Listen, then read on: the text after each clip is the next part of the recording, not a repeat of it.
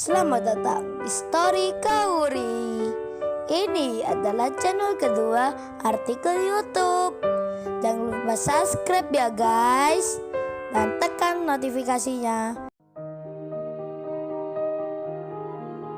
Kisah pemuda kaya, anak bos besar, pemilik 73 perusahaan, yang menjadi cleaning service. Episode 426. Nabila yang kerja di restoran. Dibilang oleh yang punya tempat makan, "Hei Nabila, kamu kalau mau dapat uang tambahan, baiknya tak hanya diam setelah mengantar makanan. Itu kamu datangi pelanggan, bilang ke mereka, apa perlu bantuan, untuk menuangkan minuman, atau bantuan yang lainnya. Oh ya, jangan ke pelanggan wanita, tapi yang laki-laki. Wajah kamu kan cantik, pasti mereka akan tertarik. Sayang kalau mengantar makanan saja. Kalau menemani tamu itu, kamu duduk di sampingnya, nanti akan dikasih uang." Yang punya restoran ini seorang perempuan, tapi dia pengusaha yang tak baik. Terkenal orangnya tak ramah pada bawahannya. Nabila yang diperintah seperti itu, tentu ia tak mau melakukan. Tapi Nabila tak berani bilang menolak, karena takut bosnya itu marah atau tersinggung mendengarnya. Nabila hanya tersenyum saja. Bosnya pun mengira Nabila mengiyakan. Sementara itu, orang tua anak kecil yang diantar Kensin, kini telah pulang ke rumahnya.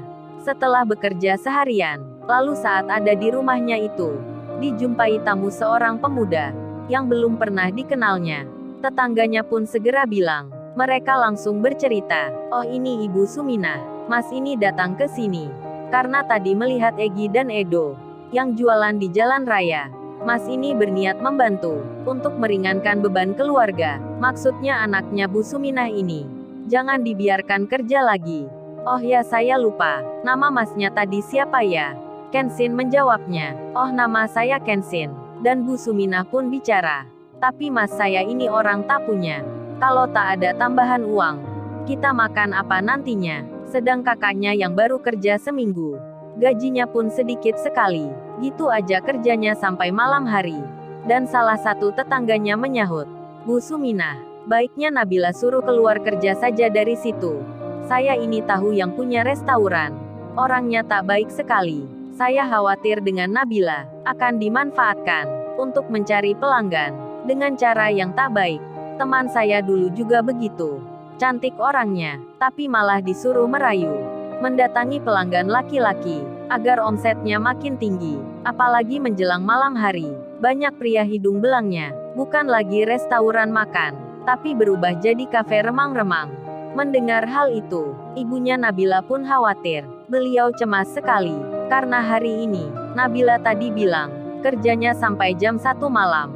Ibunya Nabila pun bicara, "Kalau gitu gimana ya Mbak Dewi? Biasanya Nabila pulangnya jam 9. Tapi hari ini dia bilang, mulai sekarang sampai larut malam. Saya khawatir sekali, kalau terjadi apa-apa dengan Nabila." Tetangganya itu lalu bicara, yaitu Bu Suminah. "Berarti itu beneran, pegawai baru yang lewat kerja seminggu. Pasti kayak gitu. Selanjutnya sampai larut malam, seperti pengenalan. Jadi baiknya sekarang, Nabila ditelepon saja Bu Suminah. Suruh saja segera pulang, jangan melanjutkan kerja di sana." Ibu Suminah itu menjawab, "Tapi Mbak Dewi, handphone Nabila sudah dijual untuk membeli seragam kerja, dan juga kebutuhan lainnya." Dan tetangganya yang di situ kemudian bicara, "Kalau gitu langsung saja dijemput Bu Suminah, daripada nanti terlambat, Nabila dimanfaatkan orang." Di saat itu Kensin mendengarnya, menjadi iba dirinya. Kemudian Kensin ikut bicara, "Iya Bu, baiknya dijemput langsung saja. Daripada kenapa-napa, masalah pekerjaan itu mudah urusannya. Karena tempatnya memang dekat, restoran itu tak jauh dari rumah. Lokasinya pun di depan jalan raya." Ibu Suminah segera melakukan, akan menjemput putrinya, dengan diantar beberapa tetangganya. Termasuk Dewi itu, wanita yang masih muda, seusia dengan Nabila, dan Kensin pun demikian. Ia memutuskan ikut juga, dengan ditemani adiknya Nabila, yakni Egi dan Edo, yang tadi diantarnya. Mereka anak kecil itu, nampak suka dengan Kensin, jadinya ikut saja. Di saat bersamaan itu, di restoran tersebut, sekelompok pelanggan laki-laki datang. Mereka bukan orang yang biasa. Terlihat dari pakaiannya, serta mobil yang dibawanya.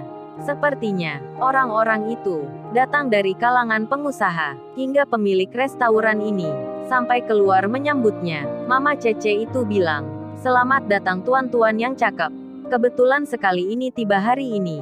Karena sudah 1 minggu saya menanti. Oh ya, di sini ada pegawai baru.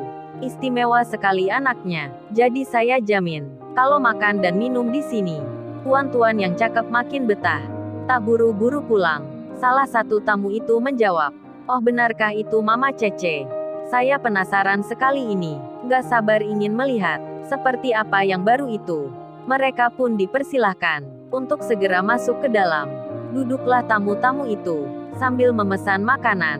Saat itu Mama Cece bilang pada Nabila yang hendak mengantar pesanan, "Hei Nabila, setelah mengantar itu, kamu cepat balik ke sini. Karena malam ini ada tamu spesial yang datang ke sini. Kini mereka di ruang VIP. Setelah ini kamu ke sana, menemani mereka. Mereka itu para pengusaha. Aku sudah bilang tentangmu. Kalau perlu kamu berhias dulu." Mereka sudah nggak sabar menunggu. Mendapat perintah seperti itu, Nabila pun hatinya langsung tak mau. Tapi ia bingung bicaranya, cara menolaknya, apalagi tempat VIP itu tertutup dari yang lain. Nabila merasa, pasti ada yang tak baik. Hatinya menjadi tak enak. Gimana ini? Harus kemana dirinya? Di tengah hal itu, salah satu tamu spesial itu tiba-tiba menemui Mama Cece. Dan tamu itu diberitahu tentang Nabila pegawai yang baru. Tamu itu pun melihatnya, langsung tertarik jadinya. Dan ia bilang ke Mama Cece, sudah tak sabar menunggunya.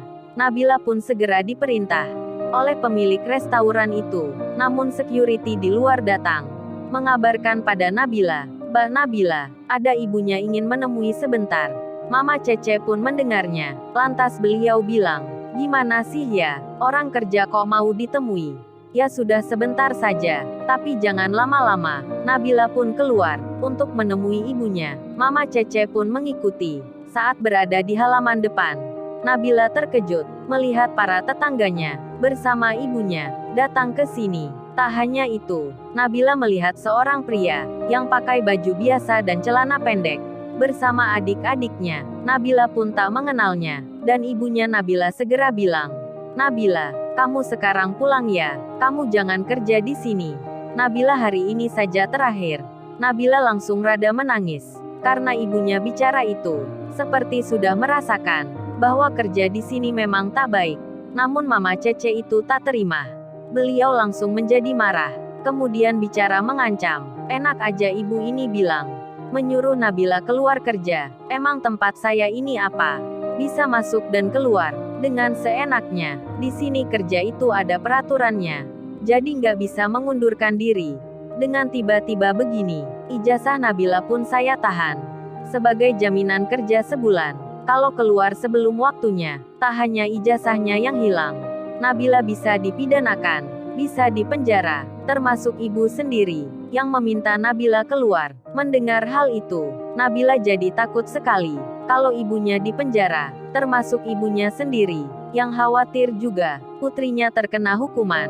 Begitu juga tetangganya, mereka tak bisa bicara, membantah orang kaya, pemilik restoran ini, hingga Nabila berencana, berniat meneruskan kerja, meski berat hatinya menerima. Begitu pula ibunya, yang akan kembali pulang, membiarkan anaknya di sini. Mama Cece pun jadi senang. Masalah ini cepat diatasi. Beliau merasa menang, tapi tiba-tiba, Kenshin pria yang tak dikenal, segera maju ke depan. Kenshin itu bicara, "Mbak Nabila pulang saja, bersama ibunya sekarang juga. Masalah hukum dan ijazah, biar saya yang mengurusnya." Mendengar hal itu, semua pun terkejut, termasuk Mama Cece, yang punya restoran ini. Mama Cece itu bicara, dengan nada yang marah, menghardik Kenshin dengan berkata, "Oh jadi ada pahlawan kesiangan ya di sini. Pemuda miskin yang syok akan menolong. Apa kamu nggak lihat dirimu? Penampilanmu aja kayak gitu, pakai berani bicara seperti itu. Lu itu yang perlu ditolong. Pasti lu pengangguran, orang yang tak punya kerja. Pakai gaya membela segala." Mama Cece begitu marahnya, menghina Kenshin dengan kerasnya. Kenshin pun tersenyum saja. Lalu, bagaimana kisah selanjutnya? subscribe channel ini untuk episode berikutnya. Terima kasih. Jangan lupa ya guys, untuk kelanjutan ceritanya ada di channel Story Kauri. Subscribe ya guys dan tekan notifikasinya